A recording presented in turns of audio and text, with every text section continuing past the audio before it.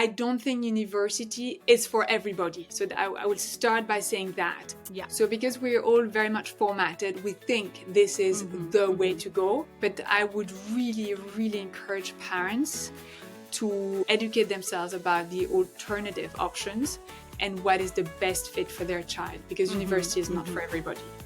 Welcome to WITT. Hi, I'm Megan. I talk with founders, investors, and operators working in tech. My aim is to inspire you with their stories and perspectives. Through this podcast, I want to amplify the voice of women working in tech. If you want to support WITT, then make sure you follow us on your favourite podcasting app. Then you won't miss any future episodes. Today's guest is Melody, EdTech investor and founder of MPA Education. She is shaping the future of learning and work. Let's get started. Hi Melody, welcome to WITT. It's great to have you on the podcast. Hi Megan, nice to be here. Lovely. I would love to kick off our conversation with a lightning round. Is that okay? Sure. Let's jump straight in. Question number 1. What's AI's role in learning/education? I see it as twofold. Assisting the teachers with their content creation and class lesson plans. Yeah. So more of an admin tool and help for the teachers and the facilitators on one hand. And then on the other hand, it can deliver highly personalized learning experiences to the learners. Love it. Second question. What would you say is a trait that you see in all successful, in this particular case, EdTech founders? Okay, I might be a bit biased because I don't have the data. So it's going to be my perception, or at least my angle, and what I would see as a successful EdTech founder, and the ones I would want to invest in are the ones driven by a sense of mission. So not the ones who are only doing that for the money and build the next unicorn, but the ones who know why they wake up in the morning and why they're doing what they're doing is because they want to move the needle and change the status quo. Love it. Third question. What's the first thing you notice when meeting with a founder? The first thing I notice when meeting a founder, I think it's I'm after a human connection, right? So the first thing I will notice is, are they connecting on a human level? It's not a judgment, because some people might be introvert, and that's not gonna be a problem, because everybody, we have to respect diversity. But it's just an observation. I think that's something I would be highly sensitive to, being someone who has a lot of empathy. I would feel it fairly soon when I meet a founder where they're at on that front. Okay, I like it. Most important question of them all. Are you a dog person or a cat person? I would say a dog person. Correct. That's the right answer. What's the one lesson startups learn too late? Again, from an experience from my own portfolio, a lesson from one of my portfolio startup that they definitely learned too late is that they didn't raise enough money. So they were, that's fine, just go for a small angel round, 200K, 250K, but then the founder ended up doing the job of 6 people and went into burnout. So I think that's definitely a lesson that I would learn too late. Definitely. Number 6, what excites you the most about the next kind of decade of learning? For me, it's totally reviewing what needs to be taught and how. So I've got children myself, so of course it's a concern and an everyday concern, but also an excitement, because maybe what we need to double down on are human skills, because knowledge is accessible to everybody at the tip of their fingers. So I think it's more about the thinking, the reasoning, the problem solving, critical thinking, and what makes us human, sort of these cognitive functions, human cognitive functions. Love it. And then if you could teleport to any country in the world, where would you go and why? I would go to New Zealand, because it's been on my list of countries I really, really want to visit, but it's so far away that teleportation would definitely be the superpower I would want to be having for that specific case. And why am I attracted to that country? Is because the people who've been there and come back and tell me about it, there's something in their eyes and their voice that it's something that they've never, ever seen or experienced before. And I know it's to do with nature, but maybe many other things, but that's what I want to experience and discover for myself as well. It's definitely on my list as well. Eighth question, do you believe in luck, or do you think we make our own? I would say I believe we make our own. Yeah. Because if you reverse the question, is there any such thing as being unlucky? I don't think so. I think everything happens for a reason. If I was unlucky in a specific instance, it's because there's something I need to learn from and grow from. I like that. That's nice. And the last question for the lightning round is, if you had to describe your entrepreneurial journey in 3 emojis, what would they be and why? The first one that came to mind was a little muscled one. Because you need a good one. You need strength, I can tell you. So in that little muscle, I see strength, resilience, courage, perseverance. Yeah. So these are, the qualities I would see in that emoji. It's like, keep going. Yes, you can do this. Stronger. Love it. And yes, the other one would actually be the arms like that, like the hugging arms, because and actually it goes well with the muscle, because I'm Belgian, and the Belgian motto is stronger together. So I do believe in the power of community and collaboration, and we can't succeed on our own. I think it's about getting the right people around us. Yep. And maybe the third one would be a heart, because I do everything. I'm being led by my heart. So let's leave it at that. Lovely. I love it. Well, that was really cool. Thank you for answering my lightning round questions. Let's now move on to your journey. So, when I was researching you for this podcast, I found something interesting. And as a person, I love boats, right? One of my favorite things is driving my boat. And I heard that you trained as a naval architecture before working in tech. I would love to hear more about this part of your life. Absolutely. So I've always been told by my mother since I was born to just do whatever you love and be financially independent. So at the back of our minds, it was always, okay, we need to combine both. So when you go into studying, you're like, okay, what do I love? Well, I love mathematics. Okay, so I read math at uni, but I also love fluid mechanics, weirdly enough. So I kept that alongside the math. You could choose, pick and choose your modules. All of that is to say that after 4 years, so a master's in math, I'm like, what am I going to do with all of that? And then I scratched my head and I thought, well, I also love sailing. Okay, so let's put the two together.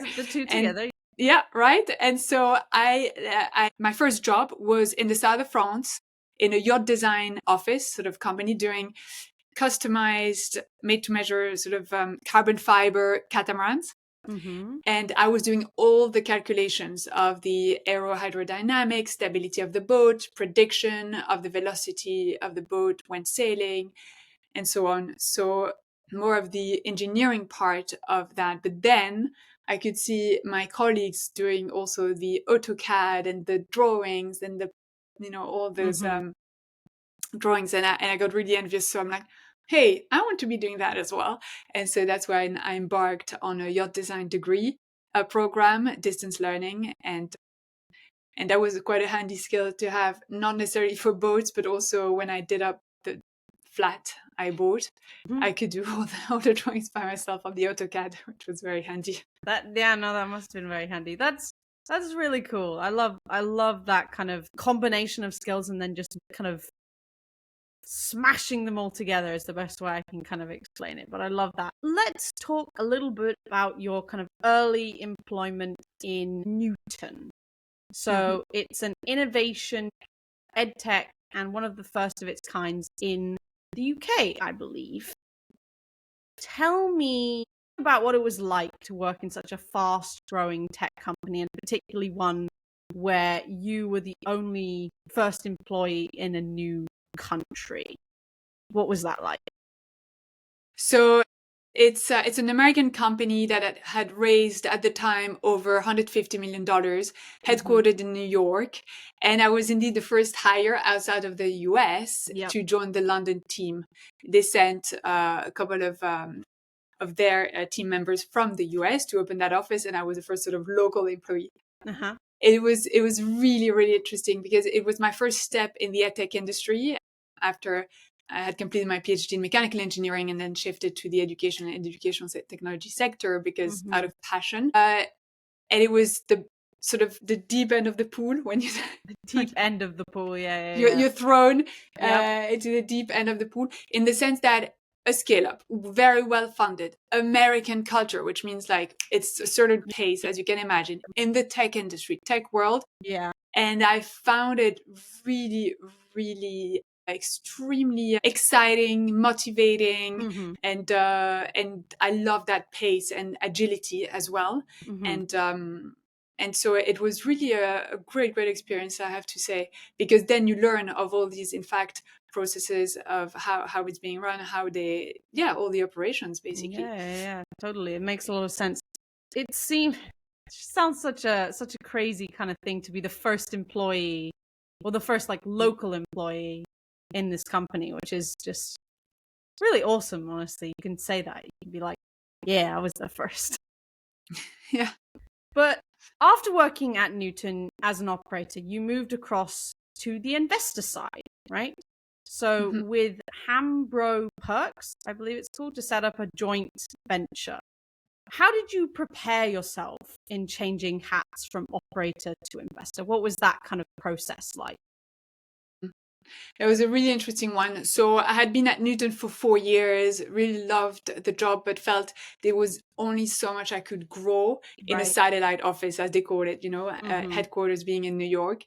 And I was then approached by this VC fund, and who they were looking for an EdTech expert. So it's someone really from the industry to help them with their investments in EdTech. And that's where I said, hey, guys, just so you're aware, my mathematics were not applied to finance. My mathematics were applied to physics and engineering, just so you know.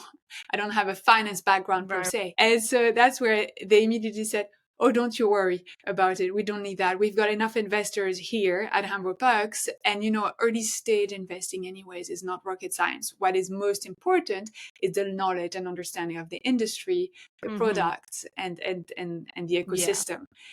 And that's when it made a lot of sense to me, because when we got all these EdTech founders coming and pitched their startup to me, it's the first time they were talking to an investor who understood what they were talking about. And yes, exactly. And then my brain, I can't help myself, so I would connect the dots. And then it's like they had a strategy session, because I'm like, well, do you know this company is doing the same thing in Germany, or you should talk to that other company to speed up your go-to-market, whatever. And they would leave my office with 2 intros. So that's how I was able to position myself as a strategic investor for that specific industry. Yeah, no, it sounds really interesting, changing hats like that. Was it a difficult transition, would you say, or was it a kind of smooth? It was easy because I knew what I was talking about whenever, analyzing the different investment opportunities.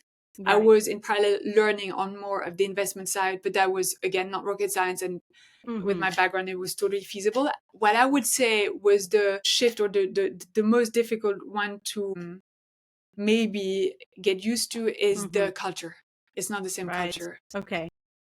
Because one is American tech scale up, and another one is a financial institution. So we're talking, men in suits.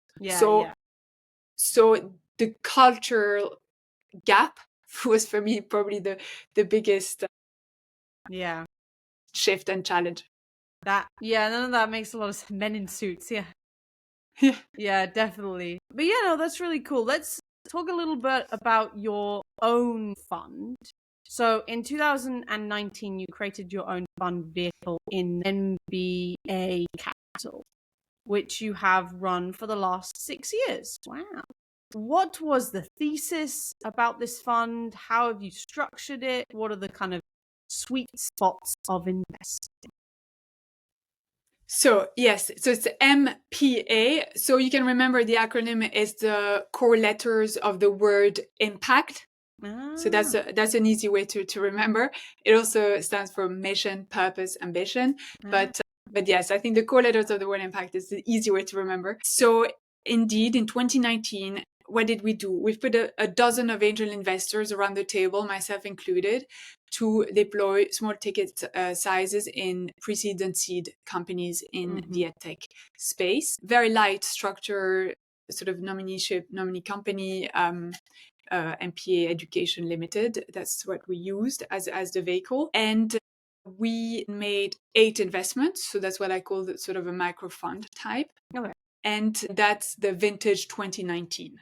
Right. So that's fully deployed. And we had 2 exits and still some value drivers in the portfolio.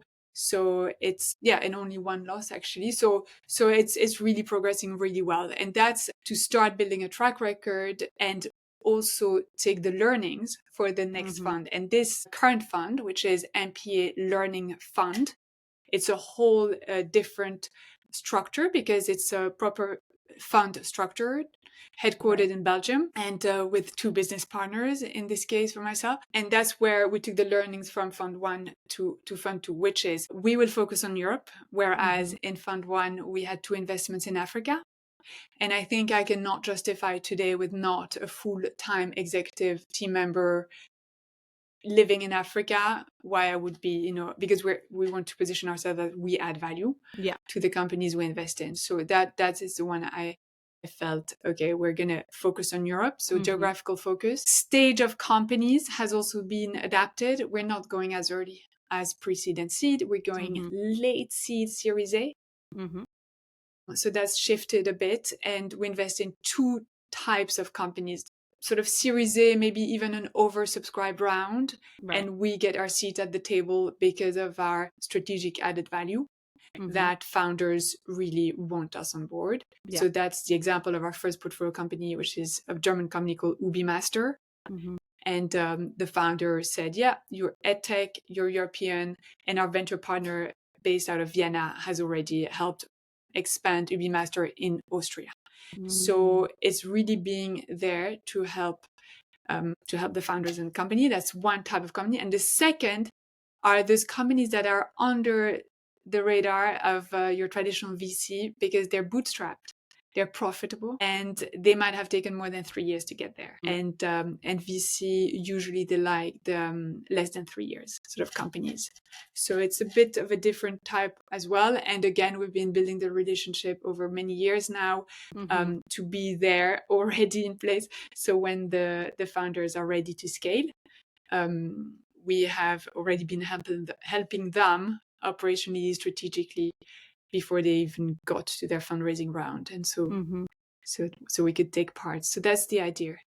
The focus has also been refined. We like to call ourselves a thesis-driven fund, as in there's one challenge we want to tackle, and we're going to invest in solutions to that challenge. Right. A challenge being skills and labor shortages. Right. Okay. So with that, there's different ways to tackle that, but then it overlaps with, of course, HR tech, future of learning and work, and whatever solutions we can get our hands on to really bridge the skills gap and help companies with their talent acquisition and retention. Okay. Yeah, no, that sounds really interesting, actually. So your particular kind of problem that you want to solve, and then you kind of find the companies that are solving this problem. Am I right? Exactly. That's very simply because that's how my brain works. And my idea is, of course, for the subsequent funds to each time have a specific challenge that's been identified and that we can really focus on. Yeah. Okay. Lovely. Well, I really like that. Well, as well as investing with the MPA, you also help co-found a company called Mindstone, and the team that I know quite well. But what are some lessons did you learn from co-founding that company and that being a part of your journey? I think it was a great opportunity and learning opportunity for sure to start a company from scratch. Yeah. And I'm very grateful for that and for having had the chance to do that alongside Josh. I think I learned a great deal. I think it's back, maybe back to another topic we might discuss over this exchange is the how to run a remote first company. That's a massive learning. Yes, we will definitely get to it. Yes, so that's definitely coming from my Mindstone days. I would say it's a mix of Newton and Mindstone. Mindstone, in my learning, is to maybe better voice my opinion and not be afraid to. Well, yeah, no, like I love that, and that's super, super interesting. Let's talk about university now, the kind of, I would say, big kind of buzzword in my school, anyways. But I'll give you some context. All of my friends are planning to go to university, which surprises me a little bit. So, what do you think the future of higher education looks like to you? Are universities evolving fast enough to meet the needs of learners and employers? So I've got yes, a very strong opinion on that topic. Mm-hmm. First, I don't think university is for everybody. So I would start by saying that. Yeah. So because we're all very much formatted, we think this is the way to go. But I would really, really encourage parents to educate themselves about the alternative options and what is the best fit for their child, because university is not for everybody. So that's my number one point I would like to emphasize. And the alternatives, we're talking apprenticeship programs. There's some work-based sort of learning. That's the buzzword everybody's talking about in the US when I went to ASU GSV in San Diego in April. And so, and why? And that's because when you get out of uni, you're not job ready. And that's the thing, is because universities are not delivering the skills that graduates require to get into employment. And that's exactly what is creating that skills gap crisis.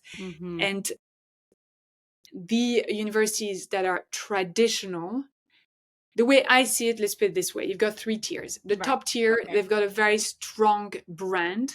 Yeah. And they will survive for a little while because brands still have got their power. If you see Harvard, MIT, Oxford, Cambridge on a CV, it's the brand. Definitely sends a strong signal. Yeah. It's a brand. It's a brand, and it sends a signal, and some employers get reassured. They're like, oh, okay, so that tells me something about that person. So that's the brand. Then you've got the low tier of universities who may be agile enough to reinvent themselves for this fast sort of evolving world we live in, or eventually they have a chance. The mid-tier universities, however, are seeing a tremendous decline in student enrollment, and these are the ones most at risk of going bankrupt. That's the way I see it evolving and going. So I think it's and that's why do you see so many new generation universities or alternative sort of education solutions? There's some newcomers popping up one after the other because the traditional system is not delivering what is required. It's teaching subjects in silos. We need to look at interdisciplinary curriculum. So look at LIS, London Interdisciplinary School. That's one of the new gen universities I'm referring to. And they still went bricks and mortar, not to freak everybody out, but they're super innovative with their programs, and they place the students in employment, sort of work placements during the 3-4 years period. Exactly. And I think that's the way to go. I see some traditional universities trying to also send students abroad for a year in a work placement. I think that's key. I've seen a student just got out of King's College with a master degree, super smart person, can't get a job because no work experience. And that's what she's being told by all employees. Oh, you have no work experience. So I would really recommend young people to make sure they line those up as soon as possible. And to look at all the options, right? So it's not just and to university look as at the all only the option. options. Yeah, Absolutely. definitely. I totally agree. I have again, same as you, I have a very strong opinion about this. And I definitely think that as a kind of society, we definitely need to lean a little bit more away from universities as the literally only option for young students. So Yeah. I mean, if the goal is employment, yes. If the goal is research, it's a whole other story. oh yeah. Because universities do hold a place for that research and advancement of, finding solutions to the most pressing challenges. So I think I of would course. differentiate both. But someone Okay. who wants to go, into research is Definitely. definitely worth. Yeah. Talking a little bit about kind of workplace learning and well-being and up skills, there's a perception that being an impact investor means settling for less in terms of returns. How do you challenge that narrative, especially when you're raising capital or meeting LPs? So there's a whole educational part. Yeah. And there's no other way, sadly, because a lot of LPs have two buckets. It's Right. either for profit only and financial returns only, Mm-hmm. or philanthropy, it's philanthropic capital. And they've Right. got two pools of money to take from. But when you're an impact investor, you sit right in the middle. So you either totally remove from your narrative your impact story and you position yourself here because you're confident you're going to return the same financial sort of returns as a traditional investor. Mm-hmm.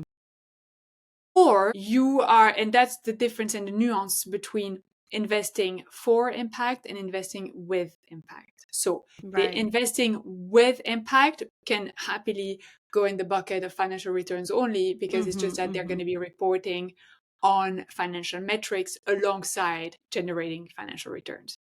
Now, the investing for impact is going to be a tiny bit more towards here. It's not philanthropic capital. There's still Okay. going to be some money back, but it might be lower indeed than your average sort of industry sort of market returns. But it's so subtle because then in LP's minds, they don't know that distinction. It's not clear for them. It's either this or that, when actually there's a whole range in between. Yeah. And so it's about, I think, adapting it's two things. Either adapting the narrative to the person you've got in front of you, knowing that they only speak those two languages, or educating them. It takes a bit more time and explaining what it means. I think that what I would want to do now is get my hands on the data of financial performance of impact investments over the last 30 years. Because if you look at a longer time window, I've been told they're outperforming traditional investments. And someone said they had the data, but I need to get my hands on that data to be able to really assertively make that claim. But I think it's the case on I think the key word here is the longer time Long term. window. Exactly. The impact investments will outperform. Yeah. I mean, I feel like that is a very difficult kind of changing someone's mindset into thinking that, yes, but you can do it for a better result in terms of doing it for more cash back, right? Yeah. Okay. Well, I have a kind of final question for this section. Let's talk about your opinion that not every startup or company is VC material. Expand on that for me. Absolutely. And actually, it's totally connected to what we just said, which is now if you indeed sit on the other side of the table as a founder, but be very clear with yourself and with your sort of co-founders and team. Yeah. What is the ambition of the company? Is it to be a unicorn? Is it to be a social enterprise? Is it so? I mean, again, it's very sort of a broad spectrum. Long term, yeah. But really try to think beyond beyond, and think what is my end goal? Yeah. And is it to IPO and be a unicorn? And I'm obsessed with that. And that's all I'm going to do. And I'm not going to. So then you may be VC material. It means that they want to see the hockey stick curve growth and have that level of ambition. And then again, there's a whole range in between. But then the other, of course, other extreme is obsessed with just the impact you're going to be having. And that may mean lower level of returns. But it's a really tricky one because my belief is that they both go hand in hand. I think there's a middle ground where you can optimize for financial returns to increase the impact you're after. So they're highly correlated. Right. It's Yeah. not either or, and that's what I find it hard to explain it, to get through as a message. But yes. So for the founders, what I really, really highly recommend they do is, what am I building as a company? What's my end goal? And according to that, am I better off talking to an impact investor that is investing for impact, or an impact investor sort of investing with impact, or a traditional VC?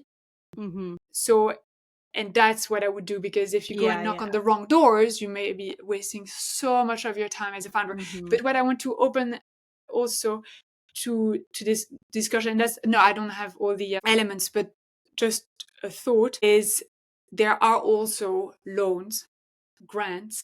And that's what I mean by other financial instruments, is that it's not necessarily an equity round that is best for you as a founder. And that's what I want to also plant a seed there in founders' minds, because they can have non-dilutive capital that may be a much better option for them and their company. Yeah, no, that totally makes a lot of sense. Not just having one option. It goes back to the kind of university talk about, there are the other options to choose from. You need to do a bit of research, right? Yeah. Okay, lovely. Well, let's dig into your framework. So you talked a little bit about it, but let's talk about running a remote kind of first company with under 10 employees. I think a lot of companies were kind of born remote first during the pandemic, of course. But how do you optimize this type of model for success? So yes, so this is what happened to us with Mindstone, and this is how I have set up MPA Capital, with one partner in Brussels and another one here in London in Hampstead, but taking all these principles to MPA. So I think that what works really well is having sort of weekly goals, so that you're very agile and you have those sort of sprints, if you will, and have a measurable goal by the end of the week that you can work towards. So on the Monday morning, you can have a Monday morning sort of stand-up call, and everybody shares their goal for the week, and then check-in point every morning. It can be a 15 minutes, nothing more, to check in with your team. That's a small team. If you're bigger, then you can maybe do the update via Slack and a few bullet points. But it's where am I at in sort of progressing towards my goals? And am I blocked by anything? Can anybody help me or unblock me because I need a decision from X, Y, Z, or whatever? So I think it's really having also that collaboration in place. And these are really the check-in points. And then on the Friday, end of day, a retrospective. That's also something we would do at Newton. And it's really looking back on the week and saying, and looking at the goals of the week as well. It's like, okay, which ones were reached and which weren't, and why not? Right, yeah. And then get the learnings from that, so you can then iterate on the following week, and not fall in the same sort of traps or mistake or whatever, but get some learnings on a weekly basis from not fall into the same pattern of making the same mistakes, kind of thing. Exactly. Okay. And I would say all of this, obviously, it's underpinned by super helpful platforms and technologies. So in our cases, we are operating on Notion. Everything lives on Notion. And then Slack is our communication tool, and we're in the Google environment. So I would say these are the main three, and then we take our calls on Zoom. But a big topic that was discussed yesterday at this event I attended, called sheshapes.ai, mentioning them because it's a great community, And the big topic was in fact the AI tools for productivity. And what are you using? Why not? And getting our head around that to be more productive. So Yeah. at MPA, we're still, this all these note takers and having all these personal assistants joining these calls, or instead of a call of 4, your own instead of 8, because everybody comes with their assistant, AI assistant, and note taker, Right, whether right, right. Otter or Gemini or whichever. Yeah. For now, I think it's about knowing how your brain works as well. And for me Yeah. personally, I have this feeling I still need to type my notes myself during the conversation, because that's one way to help my brain connecting and focusing on what is being said and extracting the information. So I know my notes will be subjective, so maybe a recording and a transcript would be helpful as a source of truth for our database. But yeah, so we're not yet decided on the AI tools for productivity. We're using some here and there, but yeah. Yeah, awesome. Very cool. We've now entered the part of the podcast which I like to call the zigzag zone. So I want to know where you're zagging and everyone else is zigging. And we're going to kind of turn away from the career aspect and talk a bit more about parenting. So raising a child. How have you approached kind of parenting of 2 sons, I believe? Yes, absolutely. I think what I found, because I'm a bit of a teacher's pet, so I need to make sure I do everything right, which is impossible, as we know, but at least to limit the damage. Yeah. I've always been, asking myself those questions about parenting, the do's and don'ts and best practices. Anyhow, I think that what I observe a lot, and I went the other way, is that intuitively, a parent that sees a 2-year-old about to do something dangerous or hurt themselves, what are they going to say? They're going to say no. They're going to use repetitively this word like no, or the negative stance, which is don't do this, don't walk here, don't do that, don't touch this. No, no, no, no, no. And in fact, if you think about the psychology and the brain of a child, they don't understand the negative sentence. So if you say don't walk there, they will walk there. Yeah. So funny enough, I had already reversed that in my mind. And so with my 2-year-old, if he's about, I don't know, to touch a like boiling hot towel rail, which actually should maybe not even exist in a house with a 2-year-old. Probably not. Yes, health and safety, security, social services. Yeah. So if he's about to prevent, I would kneel down, get to his level, say, hey, be careful. So it would always be positive tense. Be careful, it's hot. And so I would myself put my hands and touch and hot. And so they look at me, he looks at me, he stops, and he then learns a new word, because at some point, I'm not forbidding him to touch it, but he does like me. He really touches very lightly and he feels it's hot. So now he knows what hot means. He understands, not very comfortable to stick my hand on something burning hot. Yeah. And so that's using, and then I discovered this was the whole positive psychology approach. Positive And psychology. yes, and there is a trend around positive parenting. And so these are, then I attended some of the courses, in fact, which I found fascinating. So yeah. Yeah, no, it sounds actually really interesting, the whole concept of positive psychology and then coupled with positive parenting. But very cool. I want to now go into your story time, right? So I want to know what happened with you jumping off a bridge into a river in Paris. Like, how did that happen? Okay, so again, that was a bit of a trend back in the days. I was probably in my early 20s, maybe 20. And I had this group of friends in Paris. I was living in Paris. And then it was a thing that they would do, which is jump off the bridges in the middle of Paris in the River Seine. And so we're having dinner at my house. And then after dinner, should we go out? Yes. Oh, why don't we go and jump off a bridge first?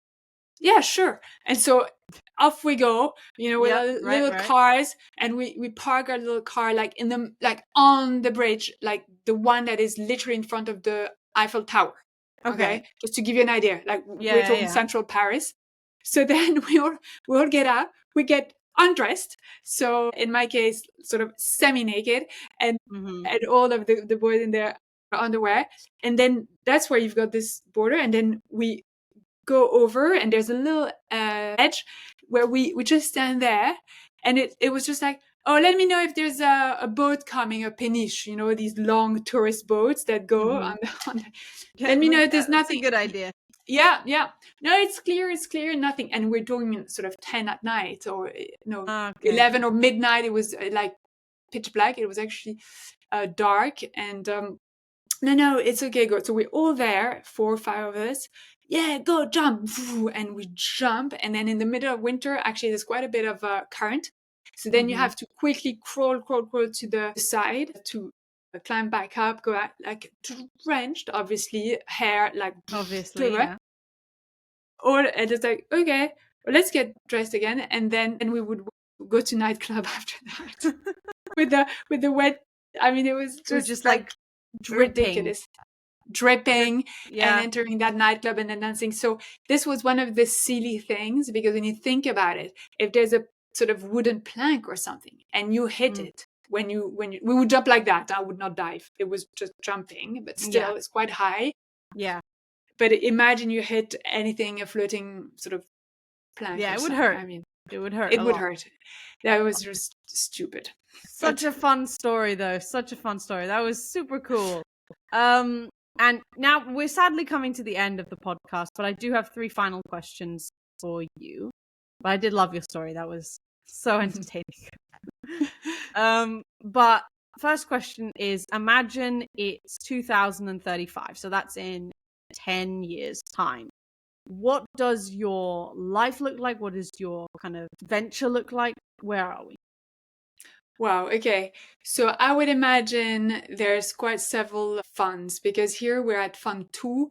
And so the rule, you raise a new fund every 3-4 years. I mean, roughly. So let's say there's in 10 years time, let's say fund 2, fully deployed, already returns, all in, looking at 3x at fund level.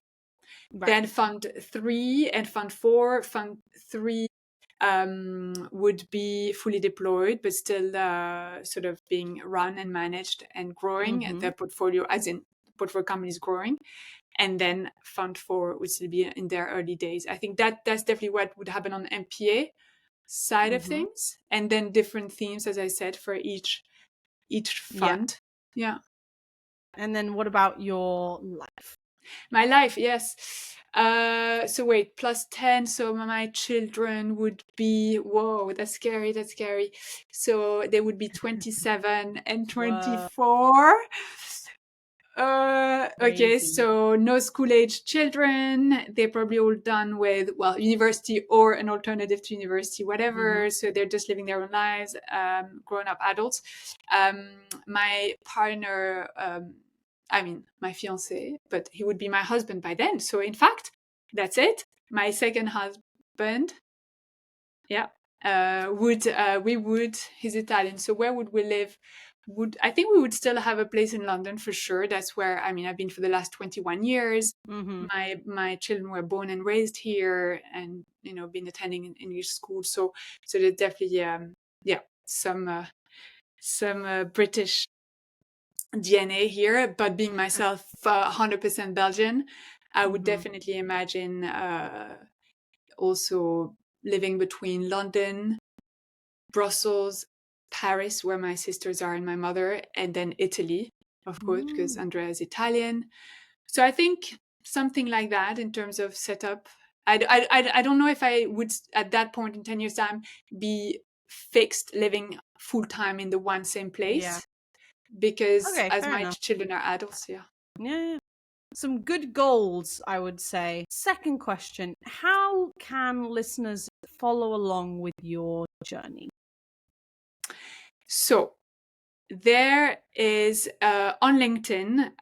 So I'm not very, very good and active on social media in general, but for LinkedIn, I do the minimum viable, because this is where I feel is a good sort of centralized sort of place, central platform to exactly as you say, to say what we're up to. So I would invite anybody to connect me on LinkedIn, to follow to subscribe to the newsletter on MPA Capital on LinkedIn. We're now publishing them. Decided to do that. And then I'm doing my own also series of deeper thinking on my own LinkedIn. I've got a whole series on the meta crisis. So if you're interested in that and systemic solutions and all of that type of thinking, please subscribe to my own newsletter. Awesome. And then last question, how can listeners be useful to you? So what can they do to help you? Well, I think at this stage of, two things, I guess. As a fund manager, what we're doing are two things. One, there's a fundraising piece for the fund itself. So any person who resonates with what we're up to at MPA, what we're doing, and would be interested in investing in that type of funds, reach out. That's number one, or recommend it to people you might know. And the other piece are, of course, our investments and meeting founders and mission-driven entrepreneurs. So that's another big piece of our work, is to meet those change makers, problem solvers that are developing solutions to the skills and labor shortages. And so that would be the entrepreneurs we would be willing to meet and back. Lovely. Well, that's great. And thank you so much for being on my podcast. I'm really looking forward to following along with your journey. But thank you.